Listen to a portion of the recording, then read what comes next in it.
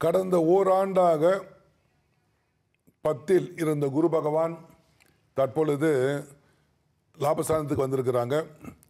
இந்த காலத்தில் பார்த்தீங்கன்னா 10ல் இருந்த குரு அலைச்சலை உண்டாகி இருப்பார்.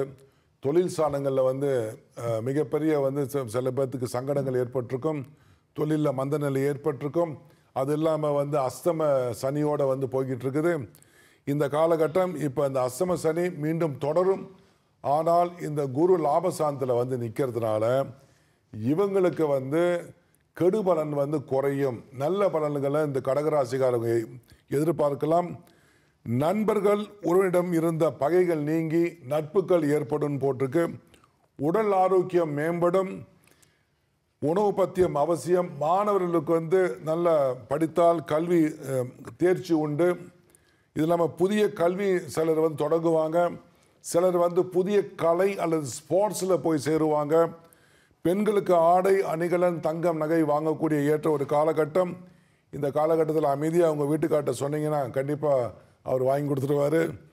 குடும்பத்தில் சுபிட்சம் நிலவக்கூடிய ஒரு காலகட்டமாக நிற்கிது. இந்த காலகட்டத்தில் இந்த அஸ்தம சனி மட்டும்தான் உங்களுக்கு கெடுதலை ஏற்படுத்துவார். அதனால் சில விஷயங்களை நீங்கள் தொடங்கும் போது நிதானமாக தொடங்கினால் பிரச்சனை இல்லை.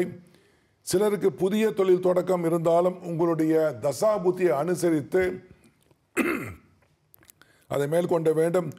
ஒரு சிலருக்கு தூர இருந்த இடம் மாற்றம் இதெல்லாம் போய், அதாவது 10ல் இருந்த குரு உங்களை கொண்டு போய் குடும்பத்தை விட்டு 8 கொண்டு போய் வச்சிருப்பார். இப்போ திரும்ப நீங்கள் உங்களுடைய நிறுவனத்தில் கேட்டு பழைய இடத்துக்கு சேர்ந்து விடலாம். சகோதர உறவுகளில் பிரச்சனைகள் ஏற்படாமல் பார்த்து கொள்ள வேண்டும். இது ஒன்று முக்கியமாக நிற்கிது. புதிய ஒப்பந்தங்கள் போடலாம். பாராட்டு புகழ் சற்று தாமதமாக தான் சேரும். புதிய வரன் கிடைக்க வாய்ப்புகள் உண்டு. அதாவது பெண் பார்க்க மாப்பிள்ளை பார்க்க வாய்ப்பு நல்லா நிற்கிது. வீடு வாங்க ஏற்றது ஒரு காலகட்டமாக நிற்கிது. உங்களுடைய பொருளாதாரம் என்ன என்பதை அனுசரித்து உங்கள் தசாபுத்தியை பார்த்து இதை மேற்கொள்ளலாம். வீட்டை சீரமைக்கலாம்னு முதல்ல நான் சொல்லியிருக்கிறேன். வாகனம் கூட வாங்கலாம். அஸ்தம சனி இன்னும் போய் கொண்டிருப்பதால் சிக்கனங்களை கடைபிடித்து வாழ கற்றுக்கொள்ளுங்கள். சனிக்கிழமை தோறும் நீங்கள் எண்ணெய் தேய்ச்சி குளிக்கலாம். அதாவது நல்லெண்ணெய். சனிக்கிழமையில் சனி பகவானுக்கோ அல்லது கணபதிக்கோ ஆஞ்சநேயருக்கோ நீங்கள் பூஜை பண்ணலாம். ஆஞ்சநேயர் மந்திரம் கணபதி மந்திரம்லாம் அவசியம் நீங்கள் அதாவது படிப்பது நலம்.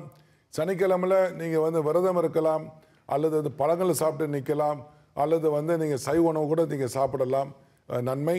சனிக்கிழமையில் நிச்சயமாக கோழிக்கோ குருவிக்கோ அதாவது பிராணிகளுக்கோ அல்லது மனிதர்களுக்கோ தானம் தர்மம் செய்வது மிகச் சிறப்பு.